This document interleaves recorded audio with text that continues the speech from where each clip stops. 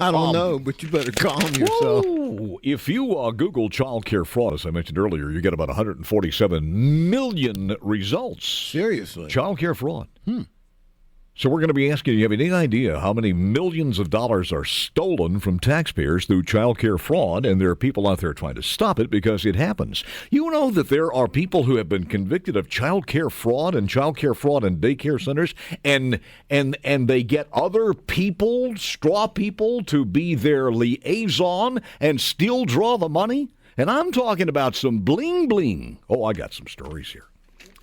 What are we doing in Mississippi? We will talk about that in child care centers with the one and only executive director who is in the Maloof Green Room. Yep. And that's Ricky Berry. We'll talk to him in a moment or two. Ongoing Journal Sentinel investigation detail how parents and child care providers work in cahoots to easily scam $350 million out of the Wisconsin Share Program.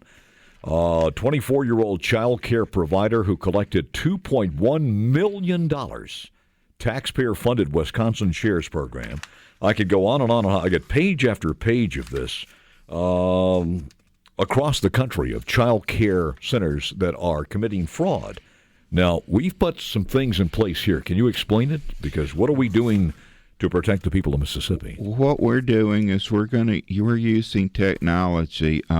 We first went to an e-ledger system, but we're improving that. We're going to do a finger scanning device. Mm-hmm. It's not fingerprinting. It's no ink involved, but it's a device placed in the daycare center where when you check the child into the center, the finger image is taken. Finger or thumb? It's a thumb, toe, finger, whatever, okay. So we do the image, and like I say, it stays within our system. It's not shared with the criminal mm-hmm. system or food stamp system or anything else. It's just like a key lock that gets you in and out, yes, unless you know that you picked them up. The Harrison County Board of Supervisors and the City of Gulfport are using this to check their employees in and out of work every day. Okay. And the advantage of the system is the safety issue. If Aunt Sue is authorized to pick up the child and Aunt Sue finger image is in that database, then she can pick up the child. But she cannot pick him up without that. That's exactly right. And then, and neither can someone masquerading as Aunt Sue. All right.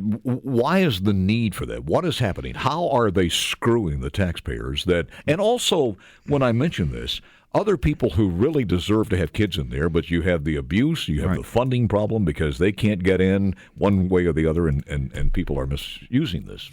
But basically, where we're looking at it to save money is that when we know that this image is going to generate the attendance data, mm-hmm. and when the child leaves and they're marked out at the end of the day, that will track actual attendance that will go into the computer that will generate the payment to the provider. How much are we paying these providers per day?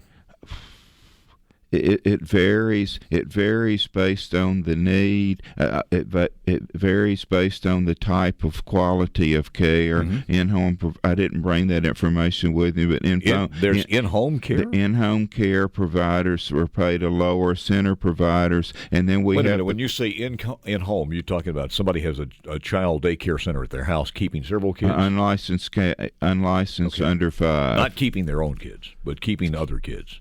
Less than 5, you do not have to be a licensed provider. Okay. We're down to about 500 of those in Mississippi right now. Unlicensed? Unlicensed providers. How many licensed providers do we have? There are about 3,000 licensed providers total in the state. I would say probably between a third and a half of them actually participate in the certificate program. Now, this is not anything to do with Head Start. No, sir. Head Start is a separate federal grant from the federal government to the Head Start centers. Do these centers have both Head Start kids and they together? Could possibly have some Head Start after school, mm-hmm. but Head Start is a separate program that's through a federal relationship with the Head Start Center. The state has no involvement in that program. There are, and I was looking at some of these stories, daycare owner enters a plea of fraud in Charlotte Observer and the La Crosse Tribune. Child care provider pleads guilty to fraud. New York, Wisconsin, as I mentioned, Milwaukee, daycare frauds, $2.3 million. It's all over the place. Now, why would anybody, because you're getting some pushback on this from some politicians. There was a suit filed by one provider in Hinds County Chancery Court, and we have to hear that in a couple of weeks. What was the objection? That we were violating people's civil rights and all the by showing the identification. Yes, but that it simultaneously with filing that motion in Hinds County Chancery Court, it was filed in federal court, and we have a ruling from the federal judge on the constitutionality of the system, and there was. They didn't buy any of that. We have a 37-page opinion where they said that the process was legal, constitutionally sound, and that their complaint in that regard was invalid. Unbelievable. I would think any politician out there, whether it be a congressman or anybody else, would love to have this for checks and balances, number one, to save money, but number two, to protect the people who really need it. Well, the overwhelming majority of the providers do support it. Some do not, and they've been the ones that do not have been quite vocal, and it's their right if they don't agree with the policy of the state. They have every right to voice their displeasure. But I just maintain that the integrity of the program, when we're paying for a child care center to care for a child under this system, we know that child has been there and is accounted for, and it's not a phantom child. Safety is number one. Accountability is number two, and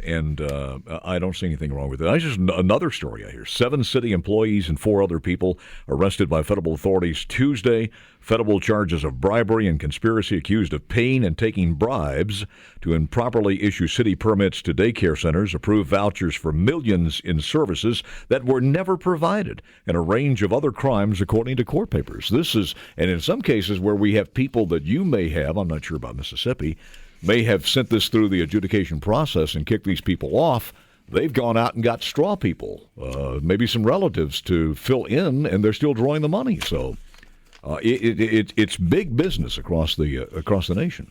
It is, and Louisiana was the first one to implement the system, and they estimated that they saved about $4 million in the first year. How much does the system cost?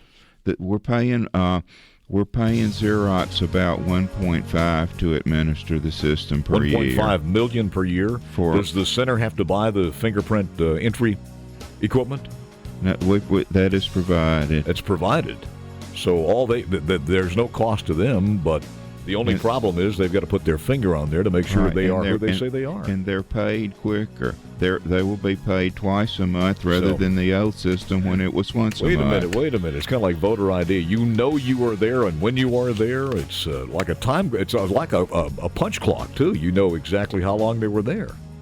Oh, that verification is not good, is it? And we've done a pilot, particularly up in the northeast part of the state, and the providers that are participating love it. Ricky, thank you for coming in, sir. I do appreciate it. Executive Director of DHS, Ricky Berry. Twitter, parody, sarcasm, satire.